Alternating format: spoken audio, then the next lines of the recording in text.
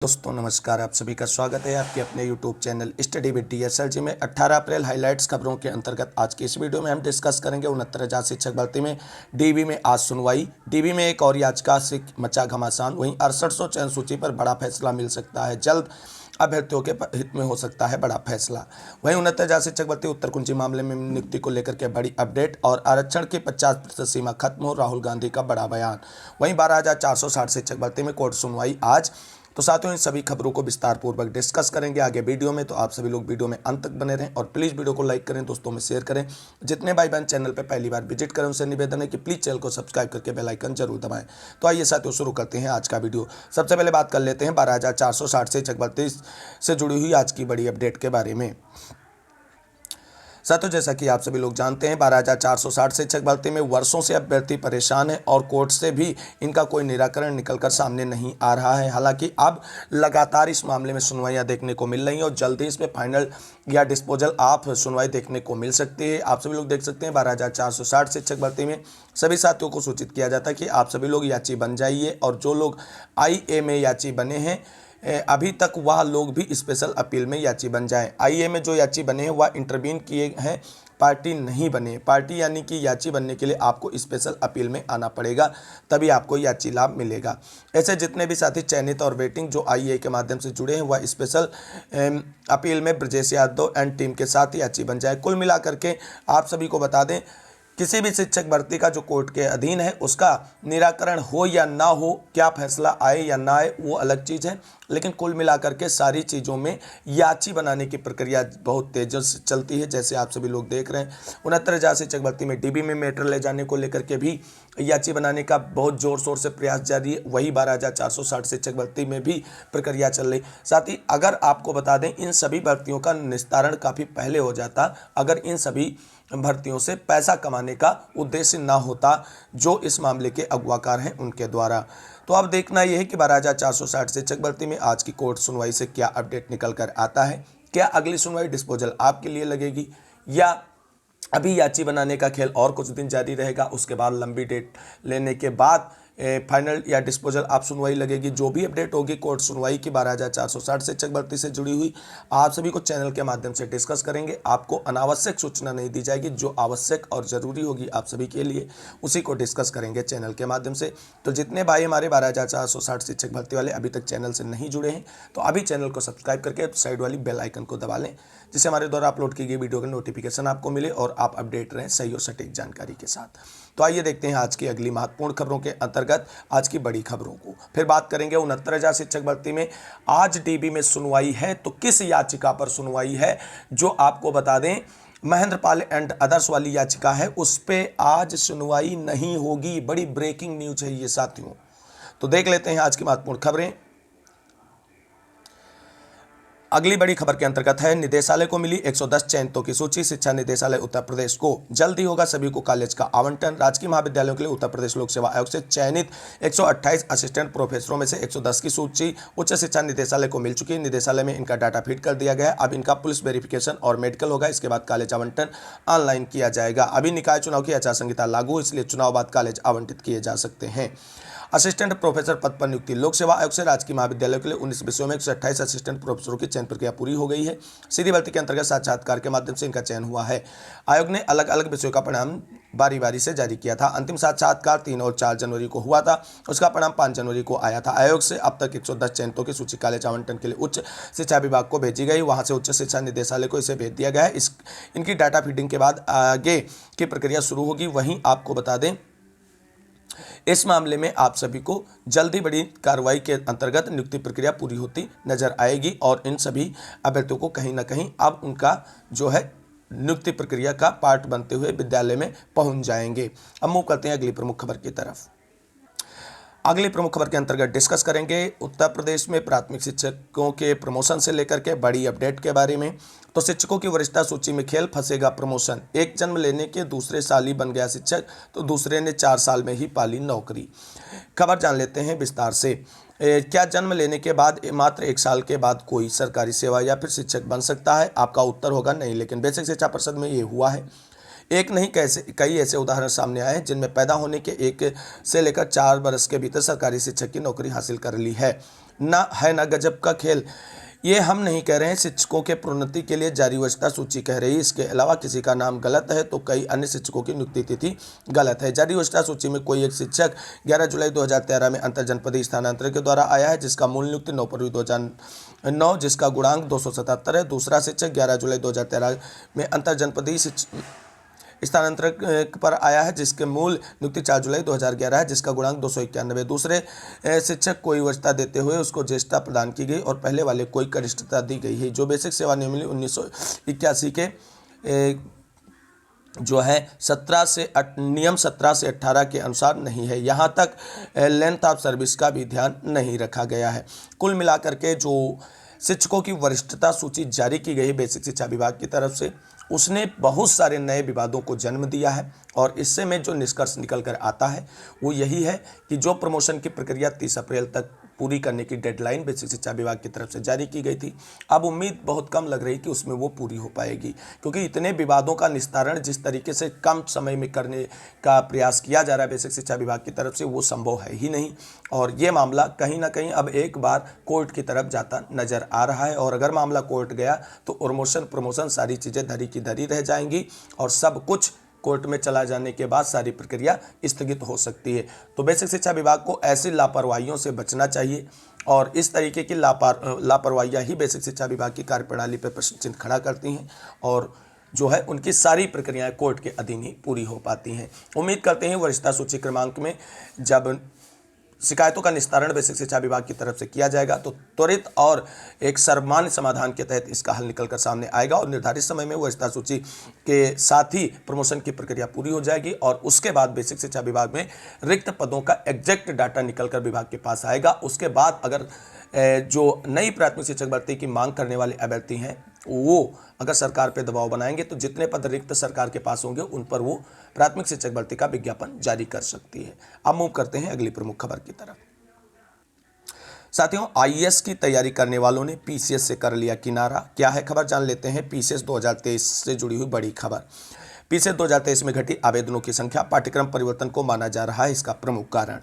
आप सभी को बता दें, उत्तर प्रदेश में संघ लोक सेवा आयोग यानी यूपीएससी की सिविल सेवा परीक्षा की तैयारी करने वाले अभ्यर्थियों ने उत्तर प्रदेश लोक सेवा आयोग यानी यूपीपीएससी की सम्मिलित राज्य या प्रवर अधीनस्थ सेवा यानी पीसीएस परीक्षा से किनारा कर लिया है। पीसीएस 2023 में तेजी से घटे आवेदनों की संख्या इसी ओर इशारा करती है। पीसीएस 2023 में पाठ्यक्रम परिवर्तन इसकी प्रमुख वजह मानी जा रही है। पीसीएस 2023 के लिए आप सभी लोग देख सकते हैं कितने अभ्यर्थियों ने आवेदन किया है। 5,67,657 अभ्यर्थियों ने आवेदन किए हैं, जो पिछली 3 परीक्षाओं की तुलना में सबसे कम है। आवेदन करने वालों में 3,92,733 पुरुष और 1,74,924 महिला अभ्यर्थी शामिल हैं। इसे पूर्व की 3 परीक्षाओं में आंकड़े देखें जाए तो पीसीएस 2020 में इससे अधिक अभ्यर्थी सम्मिलित हुए थे, 21 में और अधिक सम्मिलित हुए थे, वहीं 22 में भी आप सभी लोग देख सकते हैं 6,02,974 अभ्यर्थियों ने आवेदन किए थे। तो साथियों, इस तरीके से आप सभी को बता दें, लगातार राज्य स्तरीय और लोक सेवा स्तरीय परीक्षाओं में आवेदन घटने का प्रमुख कारण इस बार तो चलो पाठ्यक्रम परिवर्तन को माना जा रहा है, लेकिन जिस तरीके से प्रदेश के अंदर प्रशिक्षित और योग्य युवाओं के सपनों का गला घोटा जा रहा है तो उससे सब कुछ संभव है। और सभी जगह आप देख सकते हैं, चाहे बीएड हो उसमें भी सीटें खाली रह जा रही, बीटीसी या डीएलएड वाली सीटें भी खाली रह जा रही और पीसीएस में आवेदन घटते नज़र आ रहे हैं। यानी कुल मिलाकर के युवाओं को वर्तमान सरकार पर भरोसा अब हमें लगता है छूटता नज़र आ रहा है, क्योंकि वर्तमान सरकार रोजगार और जो है जीविका उपार्जन देने में युवाओं को सक्षम नहीं नज़र आ रही है और इसका एक प्रमुख उदाहरण आप सभी लोग देख सकते हैं। मूव करते हैं अगली प्रमुख खबर की तरफ। अब बात कर लेते हैं आरक्षण पर 50% की सीमा खत्म हो, राहुल गांधी का बड़ा बयान। कांग्रेस के पूर्व अध्यक्ष राहुल गांधी ने सोमवार को कहा है कि देश में हर 10 साल पर होने वाली जनगणना जल्द कराई जाए, साथ ही व्यापक रूप से जाति आधारित जनगणना को इसका अभिन्न हिस्सा बनाते हुए आरक्षण की 50% सीमा भी खत्म की जाए। राहुल गांधी ने कर्नाटक के बीदर में चुनावी सभा में आरक्षण की 50% सीमा हटाने को लेकर अपना रुख सोमवार को फिर दोहराया। उन्होंने कहा, वर्ष 2011 की जनगणना के जातिगत आंकड़ों को सार्वजनिक किया जाए ताकि अन्य पिछड़ा वर्गों को उचित प्रतिनिधित्व मिल सके, साथ ही अनुसूचित जाति एवं जनजाति समुदायों को आबादी के अनुपात में आरक्षण दिया जा सके। उन्होंने कहा कि भाजपा लोक लुभावन वादे कर चुनाव लड़ती है मगर सत्ता में आने पर उन्हें पूरा नहीं करती है। राहुल ने कहा महत्वपूर्ण संस्थानों पर विशेष विचारधारा थोपने का प्रयास किया जा रहा है। वहीं खड़गे का प्रधानमंत्री को पत्र। कांग्रेस अध्यक्ष मल्लिकार्जुन खड़गे ने भी प्रधानमंत्री नरेंद्र मोदी को पत्र लिखकर जातिगत जनगणना कराने का आग्रह किया है। उन्होंने यह पत्र 16 अप्रैल को लिखा था। अब देखना यह कि इस मामले में क्या आरक्षण की 50% सीमा खत्म को लेकर के सरकार कोई फैसला लेगी या विपक्ष की तरफ से इस तरीके की बातें केवल चुनावी वादों के रूप में ही की जा रही हैं या इन पर अमल में लाया भी जा सकता है। हालांकि आपको बता दें 10 वर्षीय जो जनगणना होती है नियमित, उसको कराना चाहिए सरकार की तरफ से, क्योंकि बहुत कुछ बदला है इन पिछले 10 सालों में। तो क्या आरक्षण के मामले पर राहुल गांधी जी की ये प्रतिक्रिया अच्छी है? अगर आप सभी लोग इसकी प्रतिक्रिया से सहमत हैं तो आप सभी लोग कमेंट कर सकते हैं और बताएं कि क्या राहुल गांधी जी की आरक्षण की 50% सीमा खत्म करने की मांग सही और जायज़ है। अगली खबर के अंतर्गत डिस्कस कर लेते हैं आज की महत्वपूर्ण अपडेट। वहीं आपको बता दें उत्तर प्रदेश में 69,000 शिक्षक भर्ती में आरक्षण घोटाले को लेकर के कांग्रेस की तरफ से एक बार पुनः हमला बोला गया है। सरकार जानबूझकर 19,000 आरक्षित वर्ग के युवाओं को नियुक्ति पत्र न देकर दलित पिछड़ों के अधिकार पर डाका डाल रही और उन्हें रोजगार से वंचित कर रही है। पूर्व प्रदेश अध्यक्ष श्री अजय कुमार लल्लू जी ने प्रेस कॉन्फ्रेंस कर शिक्षक भर्ती में आरक्षण में हुई धांधली को लेकर के सरकार पर हमला बोला है।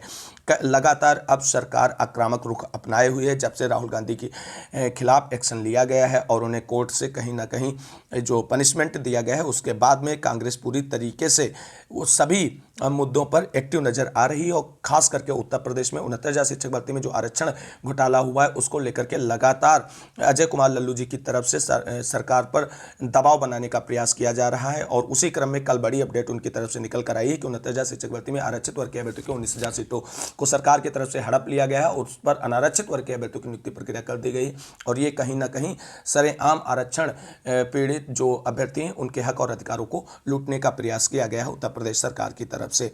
अब बात कर लेते हैं 69,000 शिक्षक भर्ती से जुड़ी हुई बड़ी खबर, जिसमें आज एक चौंकाने वाली खबर निकलकर सामने आ रही है। साथियों 69,000 शिक्षक भर्ती में आंसर के प्रकरण में नियुक्ति प्रक्रिया को लेकर के बड़ी अपडेट निकलकर सामने आ रही है। बेसिक शिक्षा विभाग के अधिकारी 69,000 शिक्षक भर्ती में जो है नियुक्ति प्रक्रिया जो आंसर के प्रकरण वाले अभ्यर्थी हैं उनकी पूरी करने को लेकर के विभागीय मंथन जारी है। किस तरीके से उनकी नियुक्ति प्रक्रिया पूरी की जाए, किस आधार पर उनका कट ऑफ डिसाइड किया जाए, इन सभी मुद्दों को लेकर के विचार विमर्श बेसिक शिक्षा विभाग के अंतर्गत किया जा रहा है। और जो जानकारी निकल करके आ रही है, उम्मीद है कि आने वाले सप्ताह में 69,000 शिक्षक भर्ती में आंसर के प्रकरण वाले अभ्यर्थियों की नियुक्ति प्रक्रिया पर कोई बड़ी अपडेट निकलकर सामने आ सकती है। उनकी नियुक्ति प्रक्रिया पर फाइनल डिसीजन लिया जा सकता है।